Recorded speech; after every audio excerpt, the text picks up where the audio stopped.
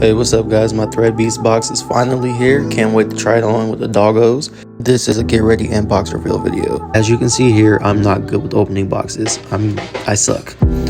By the grace of God, I got the box open, but we're gonna see what's inside the box because I don't even know what's inside the box. So let's get started. Got a dope little tee right here, as well as a nice hoodie. Pretty cool. I like the actual material of it. It's really good quality. The pants to go with it, of course, you know the vibes.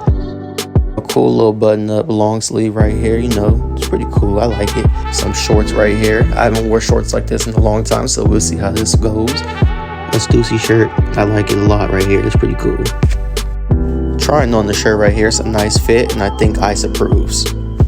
The jeans were a nice fit. It's a nice straight jeans. It was very comfy. Of course, I had to pair it with some Forces and throw the button up on top of it to give it a little twang to it, something special, This is just me checking out the outfit, making sure the vibes is right, and we're gonna go on to the next one. I'm gonna pair this Stussy shirt with the shorts. We're gonna see how it goes, and also put the hoodie on top, see how the vibe is. Now it's time to go outside. Let me know what you guys think.